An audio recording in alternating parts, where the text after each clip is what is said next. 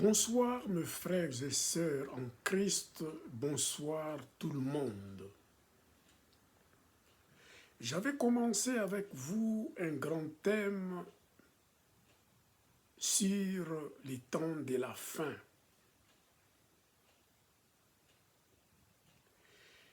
La fois dernière, je vous avais parlé du retour glorieux de Jésus-Christ sur la terre.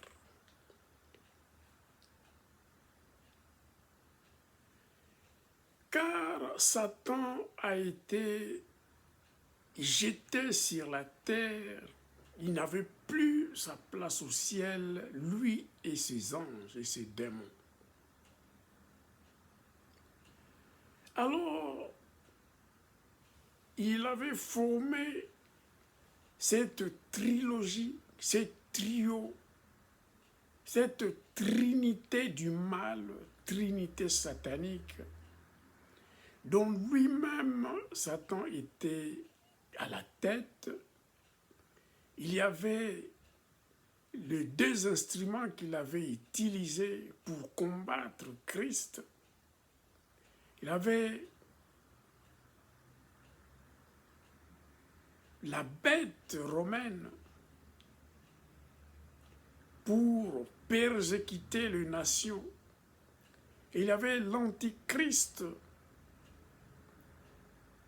les juifs apostates pour persécuter les résidus juifs. Donc notre Seigneur Jésus-Christ était venu pour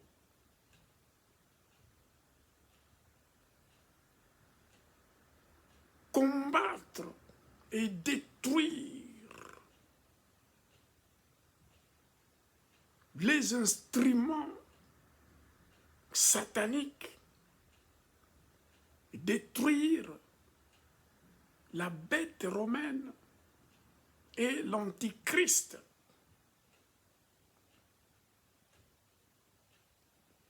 Et Jésus-Christ était venu avec un cheval blanc, avec les fidèles, tous les croyants qui étaient enlevés avec lui, étaient venus accompagner Christ avec des chevaux blancs également.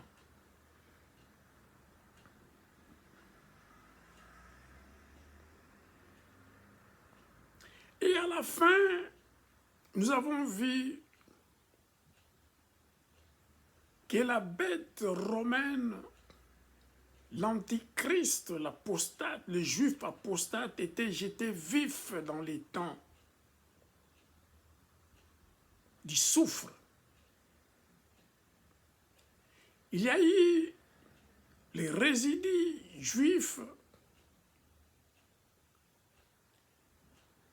qui furent sauvés, la foule également furent sauvés.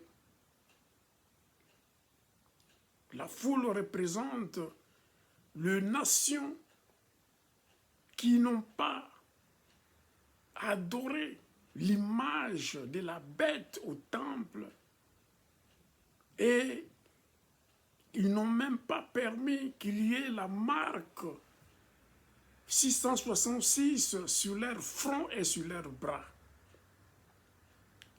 Il y a eu les deux témoins qui furent tués par la bête et ils furent ressuscités après 3 jours et demi et ils sont montés au ciel à la nuée.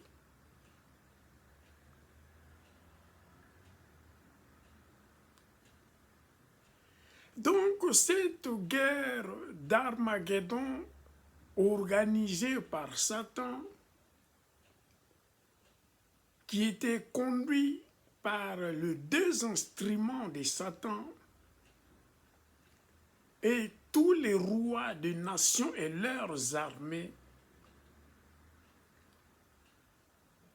la bête romaine et l'antichrist étaient saisis vivants et jetés dans les temps de soufre. Et Satan lui-même sera également jetés dans les temps de soufre, dans les futurs que nous verrons.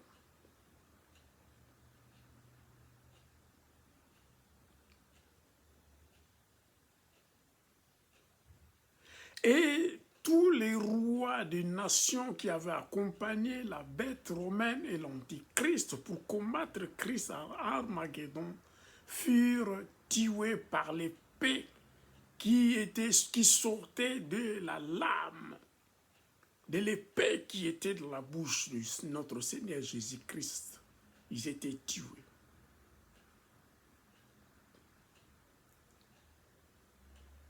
Mais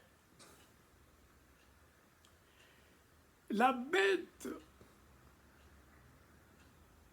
et l'antichrist furent saisis vivants et jetés dans les temps de soufre vivants. Mais il y a d'autres acteurs apocalyptiques que je ne voudrais pas passer à l'arène au millénium sans parler rapidement de ces deux acteurs apocalyptiques. Il y a le roi de Midi et ses voisins qui ont envié Israël. Mais ils furent attaqués par l'Assyrien. Et après, l'Assyrien fut détruit par notre Seigneur Jésus-Christ. Sans plus tarder,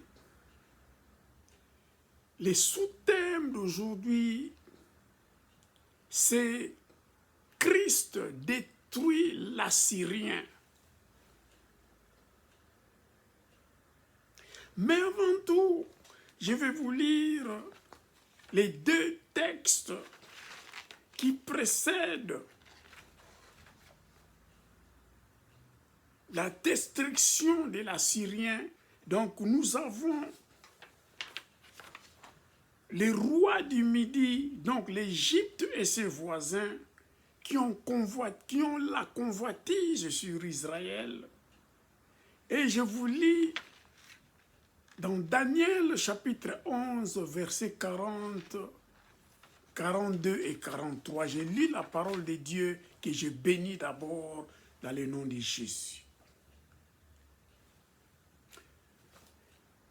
Daniel chapitre 11, verset 40 nous dit « Au temps de la fin, les rois du Midi se heurtera contre lui, donc contre le roi du Nord, l'Assyrien.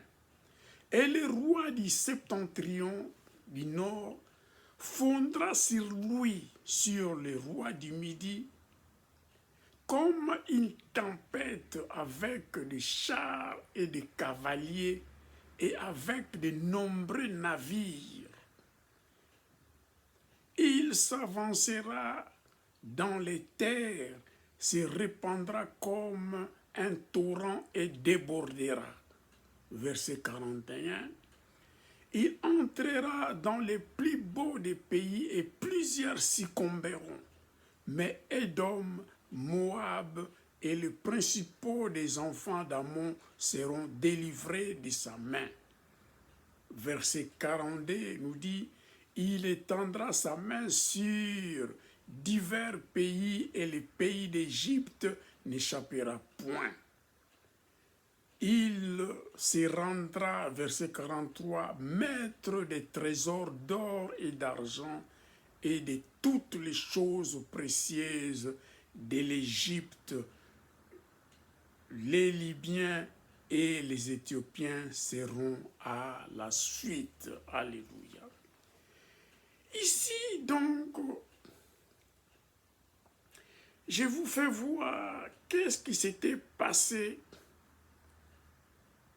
comment les rois des Midi et ce voisin étaient organisés. Mais comme l'Assyrien était puissant, il était puissamment organisé, l'Assyrien était aussi, convoitisait aussi Israël après la chute de la bête romaine et de l'antichrist, les Juifs apostates. Il avait occupé Israël. Donc, voyant que les rois de Midi s'organisaient eux-mêmes, ils convoitisaient également Israël, alors il a foudroyé le roi de Midi et ses voisins comme une tempête, ici la Bible nous dit dans le verset 40, avec des chars, des cavaliers et avec de nombreux navires, il s'avancera dans les terres, se répandra comme un torrent et débordera. Donc, l'Assyrien était très puissant et il avait dévasté le roi de Midi et ses voisins. Mais il épargnera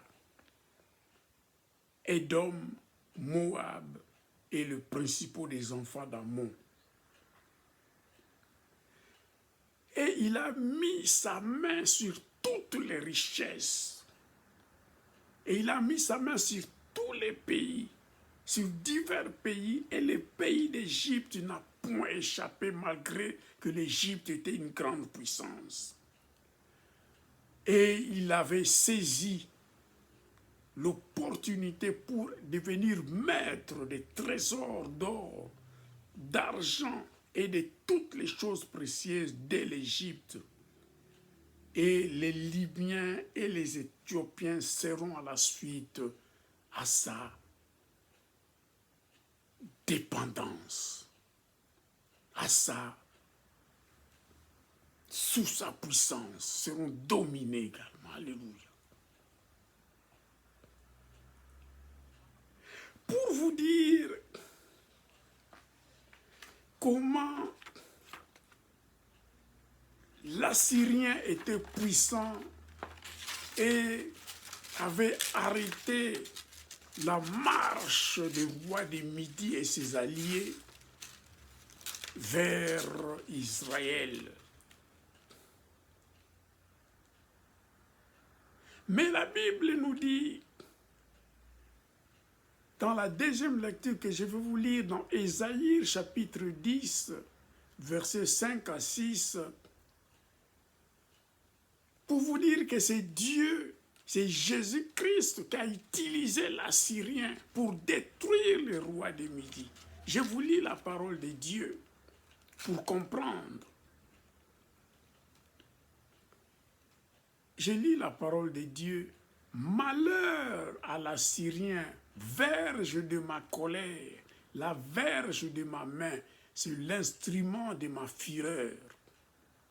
Je l'ai lâché contre une nation impie, je l'ai fait marcher contre le peuple de mon courroux, pour qu'il se livre au pillage et fasse du butin, pour qu'il le foule aux pieds comme la boue des rues. Alléluia. Donc c'est Dieu qui avait suscité l'Assyrien pour arrêter la marche de le roi de Midi et ses alliés. Donc c'était l'instrument de Dieu, c'était la verge de la colère de Dieu, la chicotte de la colère de Dieu, la chicotte dans sa main, c'était un instrument de la fureur de Dieu. Dieu avait permis à l'Assyrien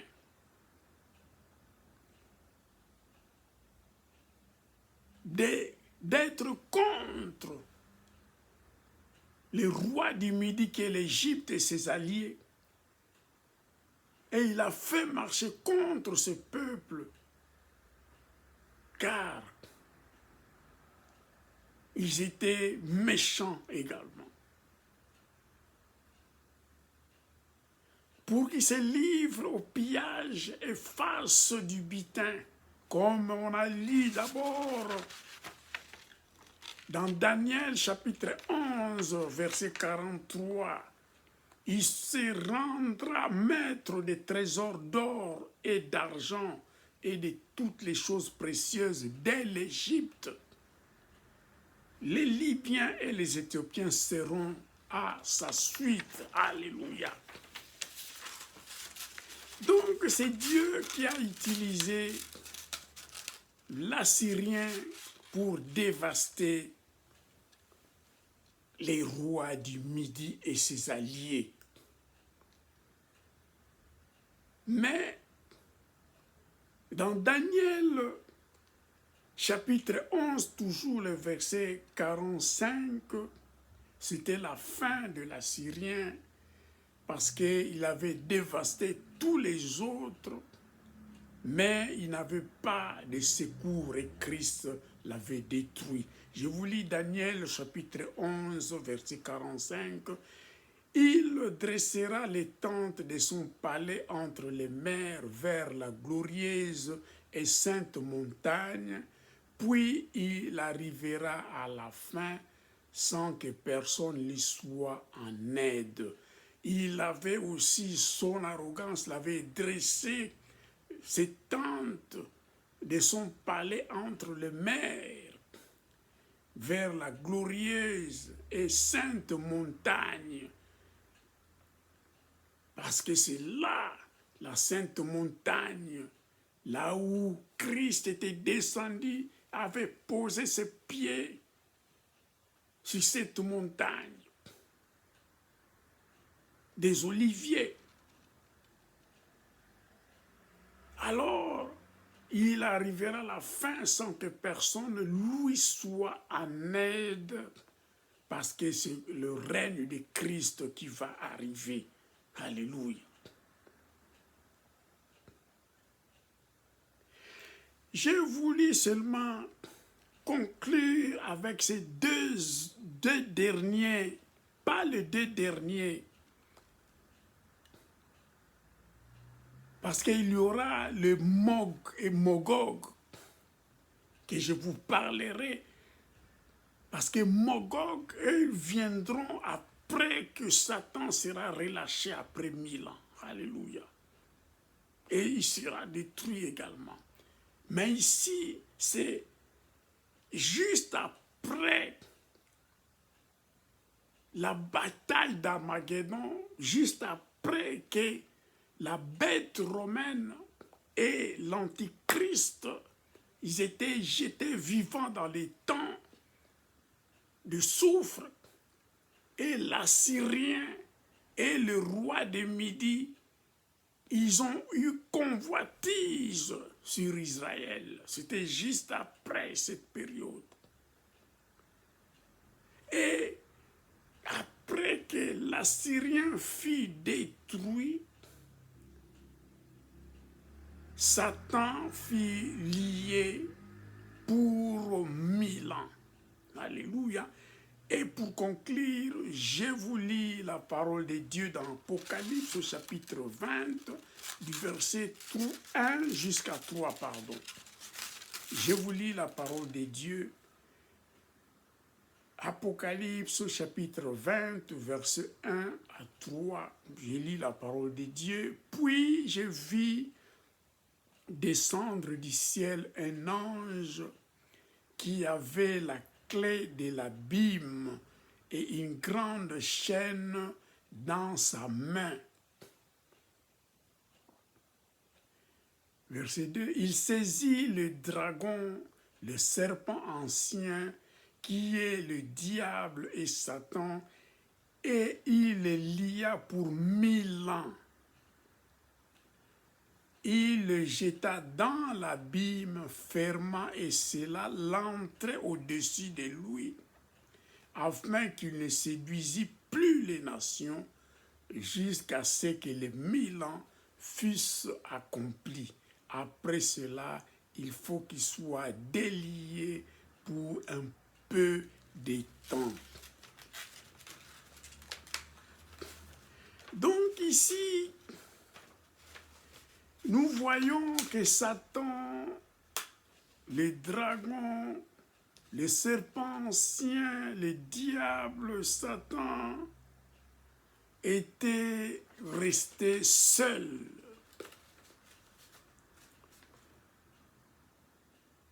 Sa trinité satanique, ces deux instruments, la bête romaine et l'antichrist, les juifs apostates, le roi des Midi, l'Assyrien, furent détruits. Alors lui,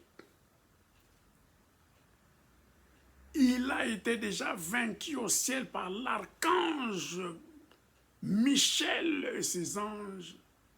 Il fut jeté sur la terre. Mais maintenant, il a perdu tous ses alliés. Il fut lié par cet ange et jeté dans l'abîme. Et la porte de l'abîme était scellée pendant 1000 ans. Il devrait y rester pour laisser la place du règne de Jésus-Christ pendant 1000 ans, que je vais vous parler prochainement du règne du Christ, le millénium. Alléluia. Donc, pour vous dire,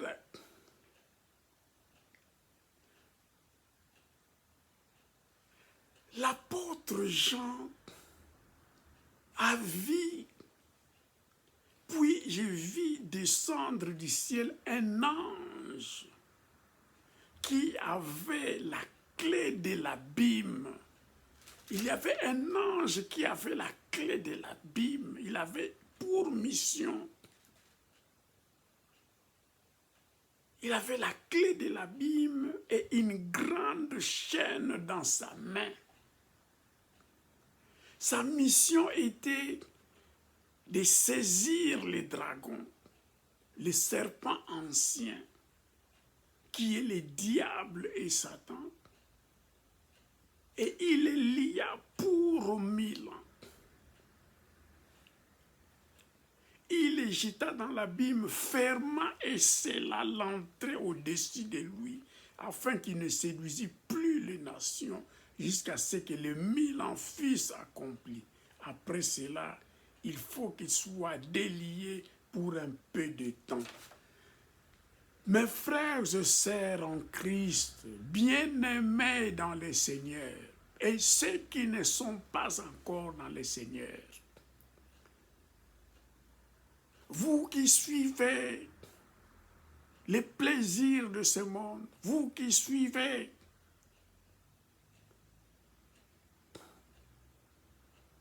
la puissance de ce monde, le règne de ce monde, ici, la Bible vous montre quelle sera la fin de Satan, le dragon, le serpent ancien, le diable, le Satan.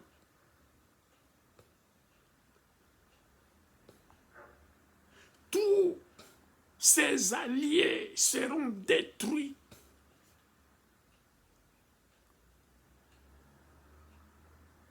Fuyons l'impudicité, fuyons les péchés, fuyons la convoitise, fuyons les plaisirs de ce monde.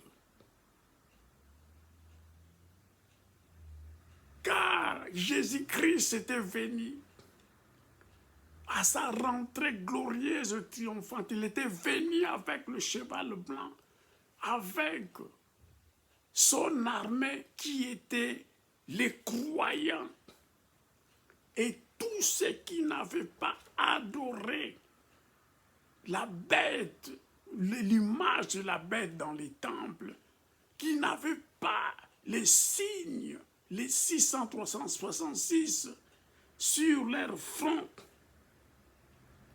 et sur leurs bras, qui ne s'étaient pas inclinés, qui n'avaient pas adoré la bête romaine dans les temples, son image.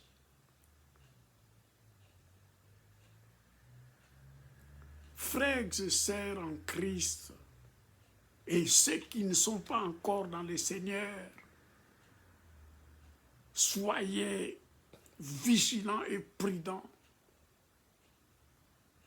Que celui qui vous séduit, Satan, et ses alliés finiront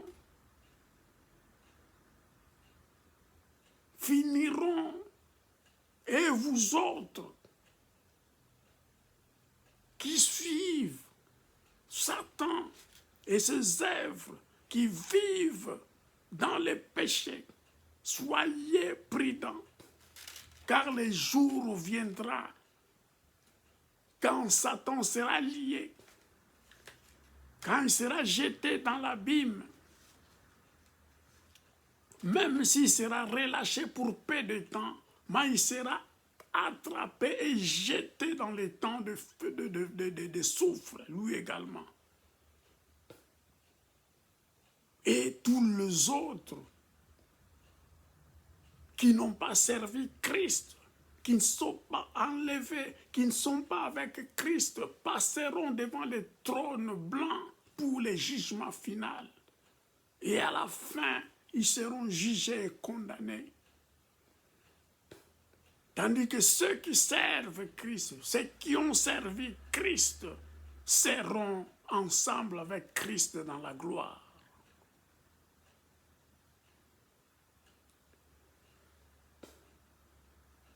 Donc ici, après avoir détruit l'Assyrien qui était une puissance orientale, Satan, dans l'Apocalypse chapitre 21 à 3, a été lié par une chaîne et jeté dans l'abîme, et au-dessus de lui, l'abîme était scellé par une clé.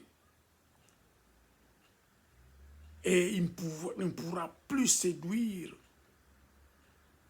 les nations pendant 1000 ans. Donc nous voyons déjà presque la fin de Satan, la fin du dragon, comment il sera fini. Parce qu'entre Dieu et Satan, il n'y a pas de match.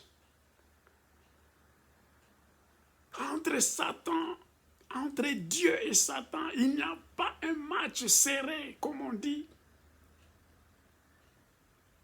Mais la victoire est dans notre camp, notre Dieu.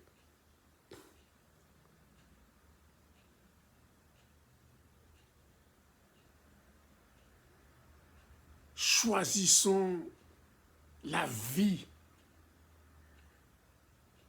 Choisissons la vie, car notre Dieu nous montre le chemin. La fin des temps arrive. Choisissons Jésus, choisissons Dieu. Fuyons les péchés, fuyons les choses de ce monde. Et nous serons sauvés. Prochainement, je vous parlerai du règne de Christ. Et après cela, Satan sera lâché pour peu de temps et il fera également quelques grimaces. Et quand il se relèvera pour faire ce dernière chose, il y aura les Gog venant du fond du nord, pays de Magog, qu'il utilisera cette puissance comme un allié pour combattre Christ, mais ça sera leur fin. Prochainement, je vous parlerai de Jésus-Christ qui viendra établir son règne sur la terre. Alléluia. Soyez bénis, bien-aimés dans le Seigneur, et à la prochaine. Nous allons continuer cette ces grands thèmes que j'avais commencé avec vous, les temps de la fin. Soyez bénis. Bye bye, bye bye, bye bye.